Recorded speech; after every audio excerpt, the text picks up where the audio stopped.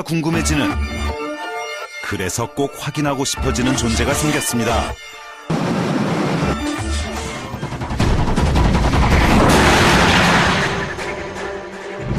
아주 당돌한 해치백이 나타났습니다. 왜 제가 당돌하다는 표현을 쓰냐면 해치백도 고성능이 있을 수 있다는 개념을 보여주고 뭔가 해치백의 교과서가 된, 그리고 핫 해치라는 의미를 끄집어내준 저 골프 GTI의 뒤를 쫓고 있고, 그리고 해치백 중에서 가장 독보적인 아이덴티티를 구축한 미니 쿠퍼 S와도 경쟁을 하려 하기 때문이죠.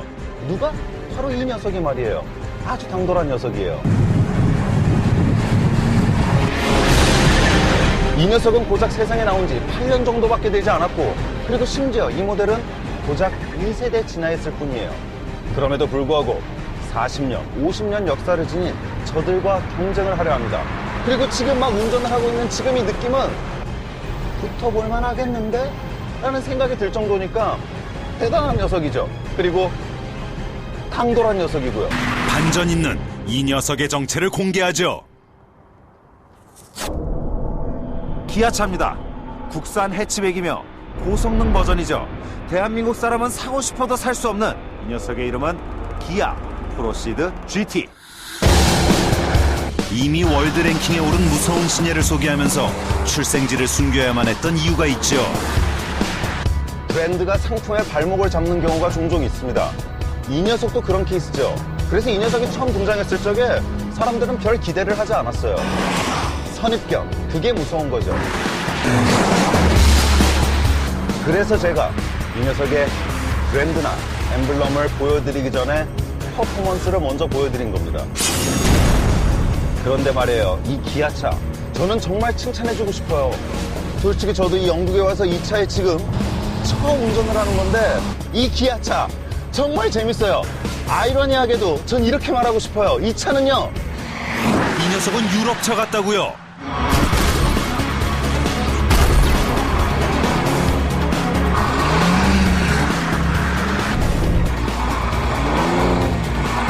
진짜 재밌거든요.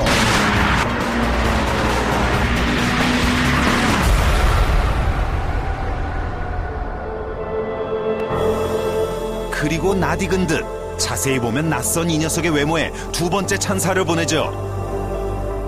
피터 슈라이어가 제대로 실력 발휘를 한 디자인은 유럽의 전통 있는 해치백들 사이에서도 뒤지지 않고 그 강력한 존재감을 드러냅니다. 이 녀석의 앞모습을 보면 낯설지가 않아요. 왜냐하면 여태까지 계속 보여줘온 그런 기아의 아이덴티티가 듬뿍 들어가 있거든요. 하지만 뒤로 넘어오면 조금 얘기가 달라집니다. 이 녀석의 뒷모습을 보고 있으면 약간 낯선 느낌이 들 정도로 저게 정말 기아차 맞아? 하는 그런 느낌이 들죠. 뭔가 좀 더 유럽 냄새가 난다고나 할까요? 정체를 확인할수록 더 깊이 파헤쳐보고 싶게 만드는 그런 녀석이었죠. 사실 이 녀석을 국산차라고 말할 수 있나 고민이 됐습니다. 유럽에서 만들어졌지만 엄연히 기아의 엠블럼을 달았으니 국산차라고 해야겠죠. 제가 생각했을 적에 이 녀석은 국산차 중에서 몇 안 되는 판타지를 갖고 있는 녀석들 중에 하나입니다. 왜냐하면 사고 싶어도 살 수 없거든요. 그리고 유럽에서의 평은 너무나 좋습니다. 그러니까 국내 매니아들 중에서는 이 녀석이 궁금해서 미칠 수밖에 없는 녀석이죠. 사실 저도 그렇기 때문에 이 영국까지 와서 이 프로시드 GT를 운전하고 있는 겁니다. 그리고 제가 할 일은 단 한 가지죠. 판타지가 된 녀석의 진짜 능력을 확인하는 것. 그런데 능력도 보기 전에 절 매료시킨 게 있습니다. 자, 여기 스티어링 휠에 GT라는 버튼이 있어요. 이 GT라는 버튼을 누르면 앞에 클러스터가, 앞에 계기판이 완전 다른 모양으로 바뀝니다. 우와, 뭔가 운전자를 자극하는, 좀 더 밟고 싶게 만드는 그런 시인성 있는 계기판으로 바뀌어요. 자, 왼쪽엔 파란색으로 토크미터가 있고 오른쪽에는 터보 부스터비 표시가 됩니다. 사람으로 치면 인상을 결정짓는 눈동자 같죠. 계기판만으로 알 수 있는 강렬한 녀석이 틀림없습니다. 정말 멋있거든요, 이게. 이 계기판은. 여러분들이 보셔야 돼요. 그리고 이 스포티한 세팅의 계기판이 저의 속도 본능을 자극했죠. 자, 이 엔진은 벨로스터 터보에 올라간 엔진과 정확히 똑같은 엔진이에요. 1600cc의 터보를 달아서 약 201마력을 보여주고 있죠. 자, 근데 다른 점이 있다면 기어비가 달라서 좀 더 스포츠한 주행에 어울리죠. 4단에 들어서면 조금 힘이 빠지긴 하는데 어쨌든 핫해치라는 그런 범주에서 봤을 적에는 전혀 부족함이 없는 그런 가속감을 보여줘요. 그리고 이 가속 능력은 좀 더디긴 하지만 230km까지 올라가죠. 이 조그만 차에 230km예요. 같은 엔진에 전혀 다른 차란 걸 한번 보여드리죠. 자, 3단에서 100km가 막 지나가요. 자, 보시죠. 4단 들어갔어요. 자, 4단에서 약간 힘이 붙이는 느낌이 느껴지죠. 하지만 속도계는 거침없이 계속 올라갑니다. 자, 170, 180, 거칠 것 없이 올라가는 속도.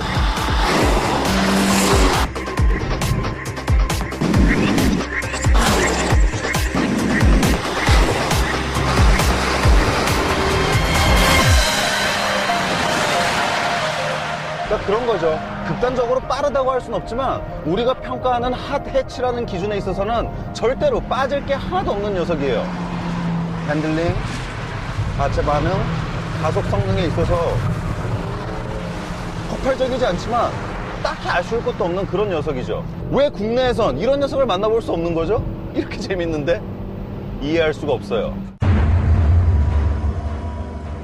그리고 이제 진짜 궁금했던 것, 그걸 확인할 차례입니다. 자, 지금 제 양 옆에는 골프 GTI와 미니 쿠퍼 S가 있습니다. 사실 이런 두 녀석들과 함께 프로시드 GT가 설 수 있다는 거, 기아 자동차가 이 사이에 설 수 있다는 것만으로도 이 위상이 얼마나 높아졌는지 확인할 수 있는 대목인데, 자, 이렇게 셋이서 드래그 레이스를 해볼 거예요. 제 오른쪽에 있는 이 GTI는 조금 특별한 녀석이에요. 35주년 기념으로 235마력을 내는 녀석이죠. 그리고 저는 200마력이 조금 넘고요. 저 미니 쿠퍼 S는 170마력이 좀 넘습니다. 그러니까 수치상으로 놓고 보면 이 녀석은 정확히 가운데 위치하게 되는데 과연 결과도 실제로 그렇게 나타날지 한번 확인을 해보죠. 3, 2, 1.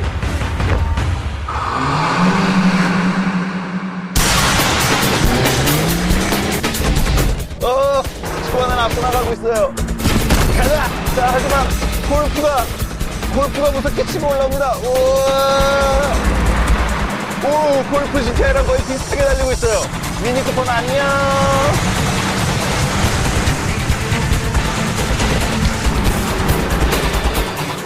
마지막 5단 시프트! 근사한 차이로 들어옵니다. 와우! GTI랑 거의 비슷하게 나갔어요. 우와. 자, 이 녀석의 제로백은 약 7.4초 정도인데, 그러니까 가속감은 골프 GTI가 조금 더 자극적이고, 그리고 퍼포먼스 측면에서는 미니한테 조금 뒤처지는 건 사실이에요.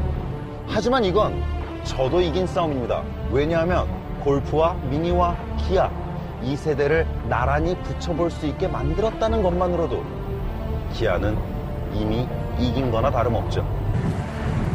그리고 이 싸움에서 확실히 압승을 거둔 부분도 있습니다. 바로 인테리어죠. 소박한 인테리어가 줄을 잃었던 해치백 시장에 이 녀석의 고급스러움은 강점으로 두드러졌습니다. 레드 스티치가 들어간 레카로 버기 시트를 장착했고 가죽으로 정성스럽게 치장하며 유럽 언론의 극찬을 받았죠.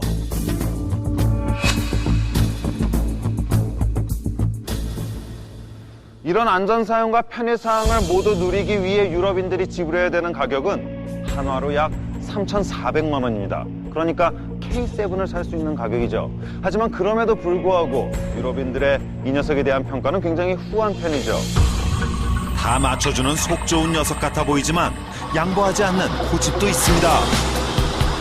자, 이 녀석은 스포츠성과 실용성 그리고 경제성까지 두루두루 괜찮은 점수를 받은 녀석입니다. 하지만 전 그중에서 오늘 이 스포츠성만 가지고 재밌게 놀다 가고 싶어요. 왜냐하면 이 녀석은 자동 변속기가 없습니다. 오로지 6단 수동 변속기만 생산이 되거든요. 자동 변속기는 아예 만들지도 않아요. 이 녀석의 성격을 정확하게 말해주는 지점이기도 하죠. 그리고 제대로 놀아볼 수 있는 이유이기도 합니다.